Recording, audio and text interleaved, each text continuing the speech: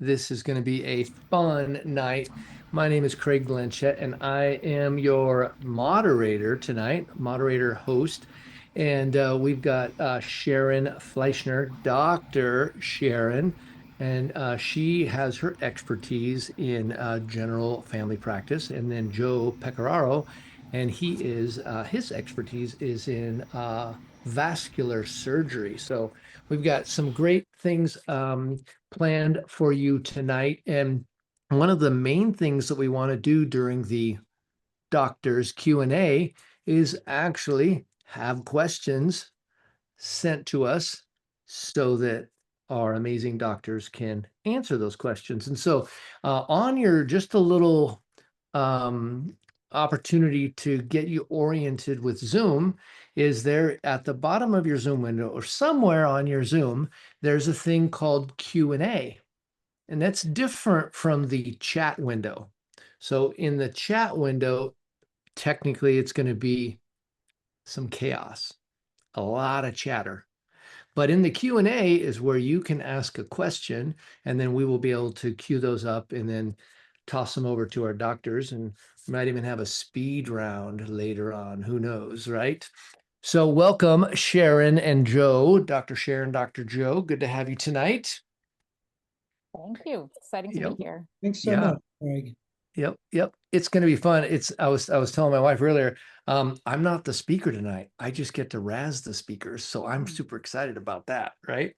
And so we've got some questions that are coming in hot and heavy. And the first one we have tonight is, what is the difference between the Optavia targeted fat burn and a keto program?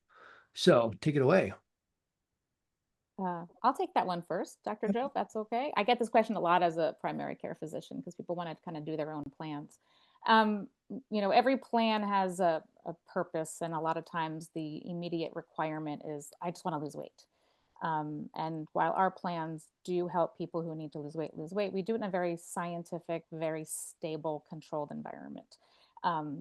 The most important differences that we find within this is that we do offer at least 80 to 100 grams of carbohydrates, whereas a keto plan tends to be 0 to minimal carbohydrates. And let me tell you, this up here, we need carbohydrates to function. That's the first difference. The second difference is that we have good moderate to high protein intake, and we can tailor that with our lean and green meals. Most of the people who do keto can do too much protein, which can actually be damaging to some patients, to some people, especially with their kidneys. We also offer a healthy amount of fat, which we know is also important. And the keto plan tends to have a little bit too much of the fat. And it's not necessarily measured by the people out there that are using it. The other thing that I think is hugely different is that our program throughout all of our phases is sustainable. We don't have to come on and off the idea of eating healthy carbs, healthy protein, and healthy fats. It's sustainable whether you're in phase 1 getting started or in ultra health and longevity. Mm-hmm. So what I hear you saying too is there are some specifics. With the keto program, it's more of a technical eating plan that's designed to sort of hack your body into being skinnier. What comes outside of that, who knows? It doesn't claim to be a wellness education plan or anything. It's just a technical eating plan to reduce body fat. And there are some downsides, because I heard it called dirty keto. And so keto can mean a lot of things to a lot of people. And so, yeah. Joe, do you have something you'd like to contribute to that as well? Yeah. The other thing about keto, which a lot of people don't realize, is that because, as in our program, once you start burning fat, your appetite goes down, is that a lot of the weight loss from keto is purely from calorie restriction, because people at the beginning, they think it's the greatest thing in the world because they get to eat bacon and eggs and steak. And then after a while, the appetite goes down. And first of all, just all that protein, as Sharon had alluded to, is not really necessarily that good. The other thing is that balance is so important. And most keto programs, I won't say all keto because I don't know all of them, most of them do not stress being sure that you have healthy lean greens like we do, where you have vegetables, where you make sure that you're having all the different macronutrients. They stress eliminating carbohydrate completely or as much as possible, whereas we stress it's not eliminate carbohydrate, it's cut down and make sure the carbohydrate that you have is healthy carbohydrate. Hmm. Yeah. I say it like carb neutral or carb balanced, if you will, because you want the three macros to be kind of balanced with each other and not these big extremes from one side to the next. And have talked about these things, I'm not a doctor, but so I'll try not to contribute too much, but have coached a lot of people on this, and it seems like when you are utilizing keto, you're not thinking about the long-term benefit. You're just thinking about, I'm going to get some of this weight off. And if keto comes to an end, then what? Any of these eating plans, if they come to an end, then you're going to transition to somewhere. Yeah, Usually it's transitioning back to what you used to do when you were getting weight heavy. yeah. One last thing before we move on to the next question, Craig, is to your point, the importance of balance is critical. And on the Optavia program, within roughly about 5% either direction, it's roughly going to be 20% of your calories will come from protein. I'm sorry, 40% from protein, 40% from low glycemic carbohydrate, and about 20% from fat, with maybe about a 5% swing in either direction, depending. And that's not really what keto stresses at all. So, keto for weight loss, maybe for health, not necessarily so. Awesome. Great. So, So, oh, should I take the next one? yeah, if you see, you can see those as well. You can jump in there and grab one of those. Okay, Annie is asking, wanting to know more about what's most important on the body composition scale and what matters the most. And that's a great question, Annie, because the answer is it depends on who you are. If you're somebody who has very little muscle mass and a lot of fat, then you not only want to cut your fat mass down, but you also want to gain your muscle mass. If you're someone who maybe has a lot of muscle, but also a lot of fat, you might just want to cut your fat down. So body composition, again, like what we were talking about with keto, balance is what's important. And Sharon, I don't know if you want to talk about like minimums for men and women. I think women shouldn't have what, less than 12% body fat because then they stop menstruating. Is that? Correct. Mhm. And of course, men can go a lot lower, but it really depends on what are your goals, what other health risks or health factors do you have, and where are you starting? So all of those things come into play, Annie, when you want to think about what matters most, because they all matter, and different aspects might matter at more, might be more important at different times. Anything to add, Sharon? No, I think the last part is key. You know, if you're a younger woman who's going to have a pregnancy, and then if you're after a pregnancy, you know, the composition of fat is going to vary, as opposed to somebody who's postmenopausal and even into our, you know, later years in our 60s, 70s, and 80s. It's a different composition, but muscle is still predominantly the most important one overall from our metabolic standpoint. Muscle moves you, right?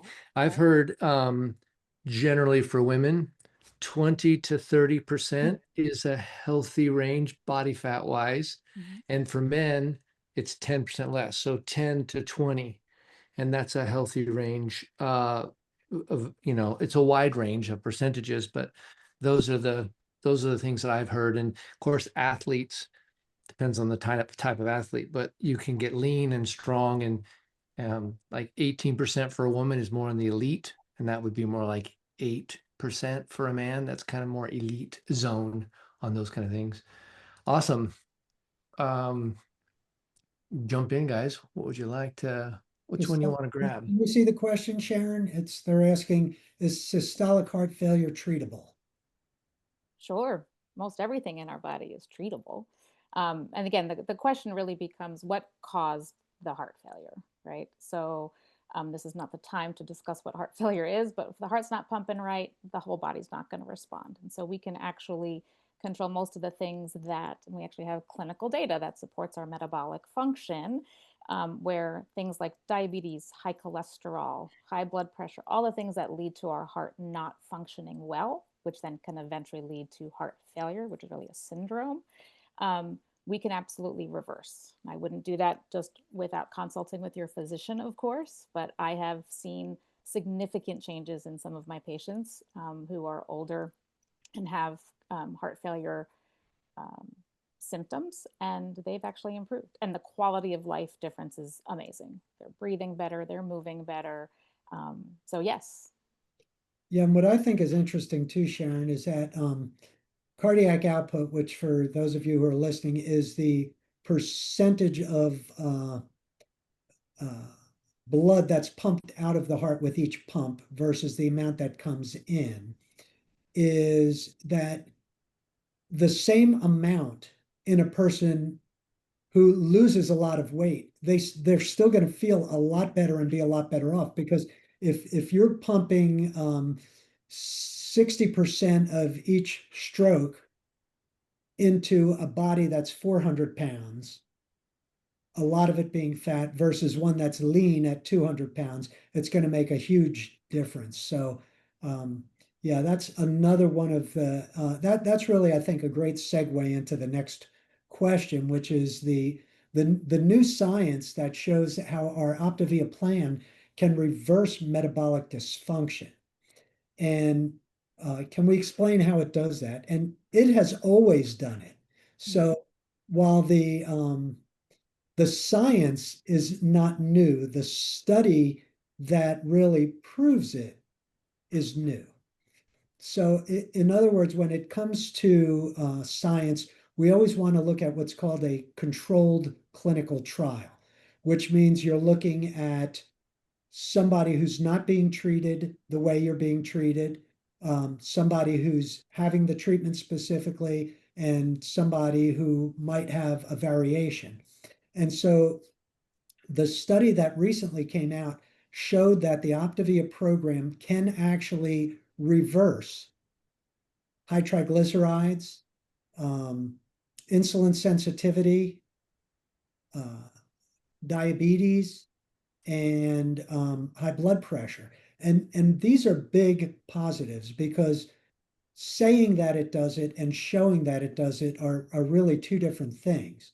And for those of you who are saying, well, metabolic dysfunction, what in the world is that? Well, when we look at how our body utilizes fuel, that's our metabolism. And when any of those systems start to fail, that's a level of metabolic dysfunction. And when 3 of 5 of the big ones are failing, then we call that metabolic syndrome, which our program can, in fact, reverse. So, what we look at is waist circumference, which is different for men and women. With men, it's what, over 40? For women, is 35, is it? 35. And then if your triglycerides are high or if you're being treated for them, if your HDL, which is the good cholesterol, is too low, or if you're being treated for it. And people always want to know which is the good, which is the bad cholesterol. Just remember, HDL, H begins with happy. So the HDL is the happy cholesterol. And then also the diabetes. If you have diabetes or if you're being treated for it, if you have any one of those 5, you have metabolic dysfunction. One of your dashboard lights is on. And so something needs to be done. And so our program can reverse that, and it can reverse any and all of those. What I think is really important is that you said it's if you're being treated for it, because a lot of people will come into the office and say, well, my cholesterol is fine, but they're taking a prescription that's a pretty heavy dose. That still has an underlying structure of metabolic dysfunction. And so be aware that when you're talking to clients, if they're on medications, but they think that they're healthy, or if you yourself are on something and you're not, um, sure if they have that dysfunction. Most medications are going to lead to one of these issues in metabolic dysfunction. And so they have that, and we can change that. I have seen sugar numbers in specific patients of mine with our program drop within 3 days to completely normal levels and have been able to come off of insulin. So Three the days. science is real. It's Yeah, so amazing. I've seen diabetics go from 100 units of insulin to 0 in 1 month. Yep. So it's pretty amazing. It seems trivial when you think about it. I'm not a doctor. I just play one on TV. Just kidding. But I'm a coach, right? And so, and I've seen doctors struggling with helping their patients with all the best medicines. And me, total amateur hour, we put them through this process and they're off their insulin. And I'm just thinking, what's their doctor's problem? Like, why are they so bad at this? Right. But it's not that they're bad, it's the tools that they have accessible to them aren't nearly as effective as the tools we have accessible to us. Ah, so cool. Yeah, you're right, Craig. I had a neighbor one time I put on our program, had lost 40 pounds, and he told me he said his primary care doctor had him on blood pressure medication. His endocrinologist had him on medication for his diabetes, and his cardiologist had him on medication for his triglycerides and cholesterol. And I said, "Who has helped you the most?" And he said, "You, because I lost 40 pounds and I was able to cut them all back." And I was just his neighbor. Just as they were. Oh, I love it. So good. All So right, good. so I'm Sharon, I'm going to take the next two kind of together. Boosting energy in the morning, both waking and getting going mentally. And can we explain why non-athletes need aminos in their life? First of all, energy, some people are morning people, some people are night owls. But I would say this, if you, number one, Christine, start with getting enough sleep. Number two, make sure your nutrition is spot on. And number three, when you go to bed, don't go to bed worrying and thinking about all the bad things in your life. Think about some of the good things. And when you wake up in the morning, I would say if you wake up with an attitude of this is a great day to get up and get at 'em, and you start with maybe even 3 things that you're grateful for, that will completely shift things in your life. Now, as far as the nutrition, some of the things that we've been talking about, but also depending upon where you are, it might be that the essential amino acids and the proteins will help with some of that. And non-athletes need aminos in their life because not only athletes require muscle to exist, we all do, and everyone will continue to lose between 8 and 12% of their muscle mass every decade after the age of 30. So we want the aminos for 2 reasons. One is to help maintain muscle, and the other is if you are doing some sort of resistance to help grow muscle. And I would add, I was looking at the numbers the other day. The next one is a GLP-1 question, but if you think about it, if we lose between 8 and 12% of our muscle mass every decade, and in 1 year on GLP-1s, you can lose up to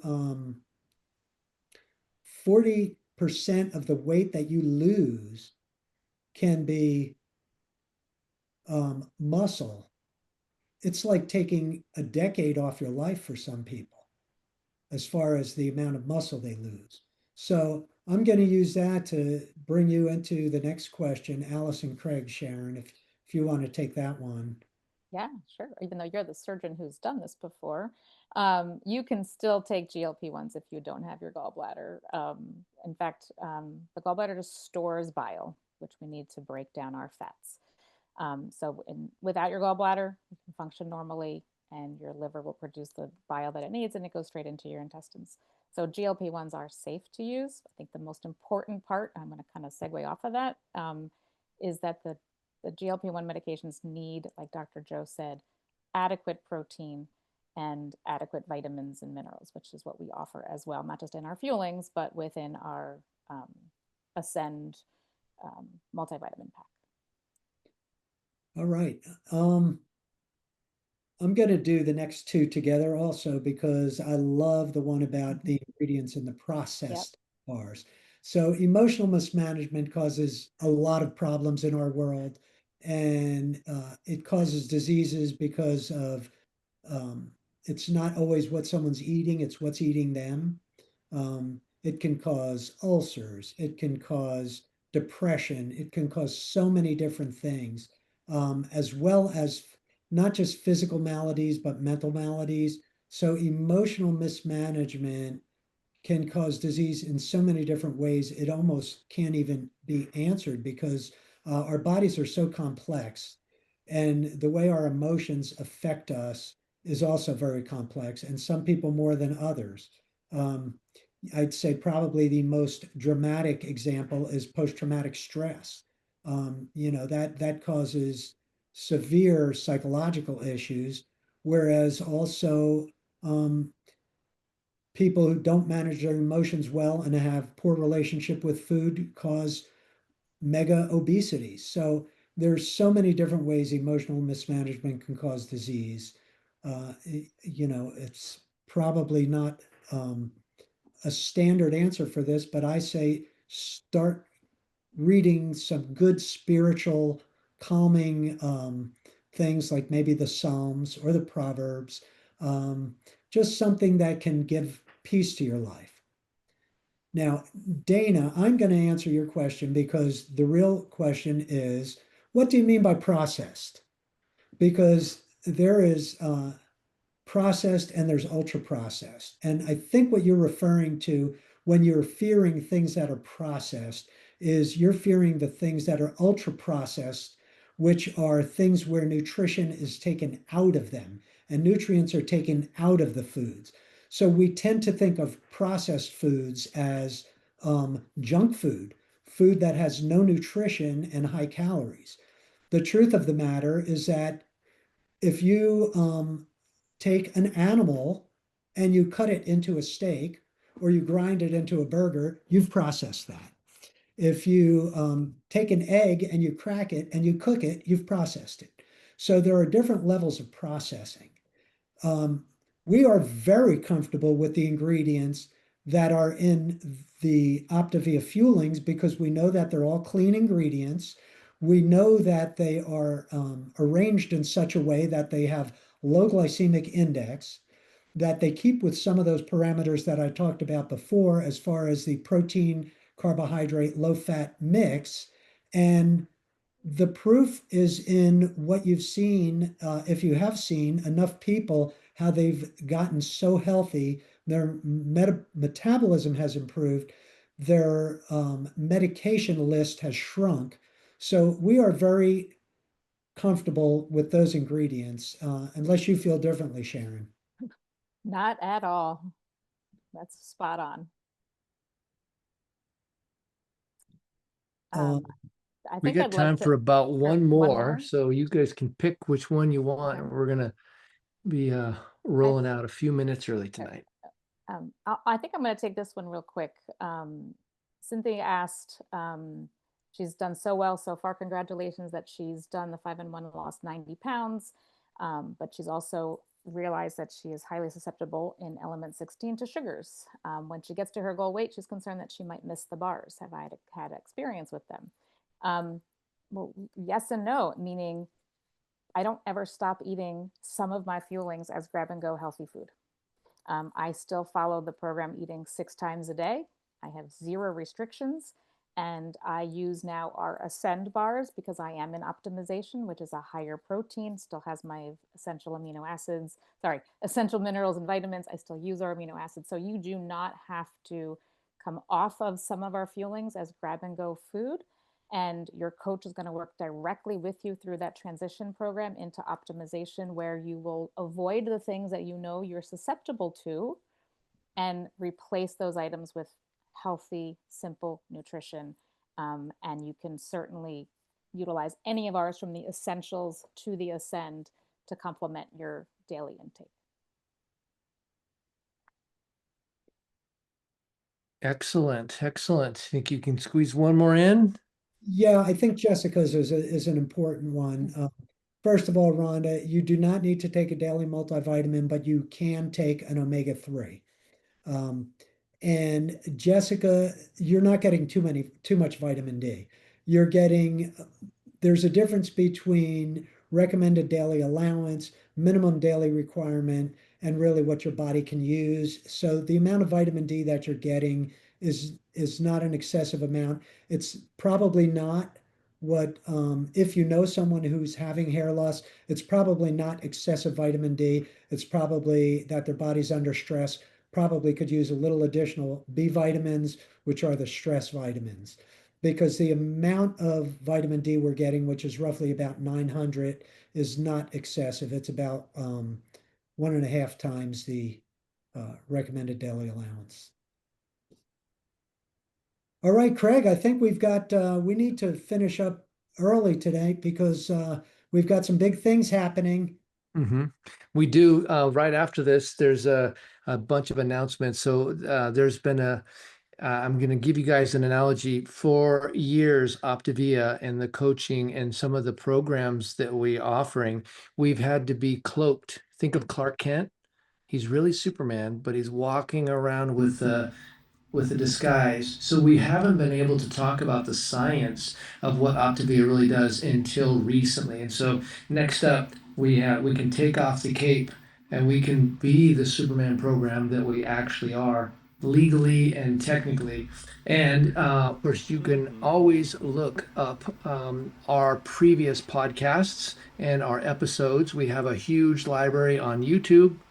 And then next week, our Let's Talk on Monday is going to be called Let's Talk Right Llama Llama Holiday Drama, all about how to navigate drama as we go into family and celebrations and all of that. So thank you for joining us tonight. And that concludes another edition of Let's Talk.